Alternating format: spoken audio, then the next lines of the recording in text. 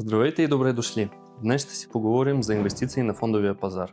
Повечето хора си мислят, че фондовият пазар това е нещо много сложно и страшно. Обаче на практика за него може да се разкаже само с няколко думи.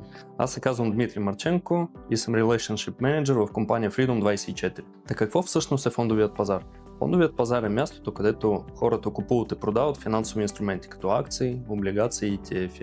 С други думи, това е мястото, където вашите пари могат да започнат да работят за вас. Какво са акциите? Акциите са дял на компанията. Когато притежавате някакви акции, вашата печалба зависи от ръста на акциите или от дивиденди, които компанията изплаща. Тук като пример мога да дам компания Apple. Всяка година те презентират някакви нови продукти и ги пускат на пазара.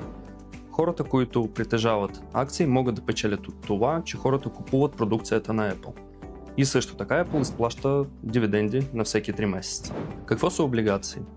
Представете си, че давате назаем пари на някаква компания. Тя на всеки 3 месеца ви изплаща лихва. Вие можете да си вземете парите обратно, като продадете облигациите и да си фиксирате печалбата, която сте получили до сега. Като цяло, облигациите са по-безопасен, по-стабилен инструмент, който предпочитат по-консервативни инвеститори. Той е по-стабилен, за разлика от акциите, и носи по-малко риск. Обаче и печалбата също така е фиксирана. Какво са ETF? ETF това са финансови инструменти, които представляват куп от акции на най-големите компании. За улеснение можете да си представите един огромен шоколад, който се състои от стотина парчета. Тези парчета са най-големите световни компании. 100 най-големи компании, това всъщност е цял ETF, портфел от акции. Те се използват за диверсификация на средства. Тоест, по този начин вие не влагате вашите пари в само една компания, а влагате директно в стотина компании. По този начин, ако всички компании растат, тогава ETF расте и вашия доход се увеличава.